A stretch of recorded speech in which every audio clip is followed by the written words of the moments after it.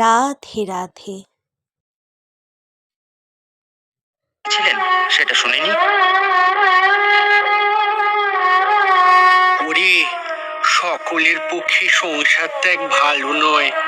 যাদের ভোগান্ত হয়নি তাদের পক্ষে সংসার ত্যাগ ভালো নয়। দুয়ানা মদে কি আর কেউ মাতাল হয়? সেক্ষেত্রে হাতে তেল মেখে কাঁঠাল ভাঙতে হবে। বড় মানুষের বাড়ির দাসীর মতো হতে হবে। বড় মানুষের বাড়ির দাসী সব কাজ করে, কিন্তু তার মন পড়ে থাকে দেশে নিজের সংসারের প্রতি। এরই নাম নিষ্কাম কর্ম, এরই নাম মনে ত্যাগ করা। তোমরা মনে ত্যাগ করবে। সন্ন্যাসীর ক্ষেত্রে দুটোই, সে বাইরেও ত্যাগ করবে আবার মনে মনেও ত্যাগ করবে। আসলে কি জানো, যে ঘরে আচার, তেঁতুল আর জলের জ্বালা, সে ঘরে বিকারের রোগী থাকা মুশকিল। টাকা কড়ি, মান সম্ভ্রম, দেহ সুখ, এইসব ভোগ একবার না হয়ে গেলে, ভোগান্ত না হলে সকলের পক্ষে ঈশ্বরের জন্য ব্যাকুলতা আসে না। স্ত্রী বিদ্যারূপিণী হয়, আবার অবিদ্যারূপিণীও হয়। বিদ্যারূপিণী স্ত্রী ঈশ্বরের দিকে নিয়ে যায়, আর অবিদ্যারূপিণী স্ত্রী ঈশ্বরকে ভুলিয়ে দেয়, সংসারে ডুবিয়ে দেয়।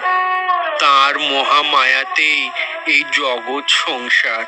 এই মায়ার ভিতর বিদ্যা মায়া আবার অবিদ্যা মায়া দুই আছে। বিদ্যা মায়া আশ্রয় করলে সাধু সঙ্গ, জ্ঞান, ভক্তি, বৈরাগ্য, প্রেম এইসব হয়।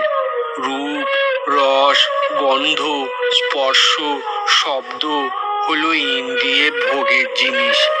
এরা ঈশ্বরকে ভুলিয়ে দেয়। এবারে প্রশ্ন হলো, অবিদ্যাতে যদি অজ্ঞান থাকে, তাহলে তিনি অবিদ্যা সৃষ্টি করেছেন কেন? আসলে এই সবই হলো তাঁর লীলা। অন্ধকার না থাকলে আলোর মহিমা টের পাওয়া যায় না। দুঃখ না থাকলে সুখ বোঝা যায় না। মন্দ জ্ঞান থাকলে তবে গিয়ে ভালো জ্ঞান হয়। মনে রাখতে হবে, খোসাটি আছে বলে তবে আমটি বাড়ে এবং পাকে। আমটি বড় হয়ে খাওয়ার মতো হয়ে গেলেই তার খোসাটি ফেলে দিতে হয়। মায়ারূপী ওই ছালটি থাকলে তবেই ক্রমে ব্রহ্মজ্ঞান হয়। বিদ্যা মায়া, অবিদ্যা মায়া ঠিক ওই আমের খোসার মতো, জানো। क्षण क्षण में हरी मुस्कानों में, असुवन में हरी, मन की आंखें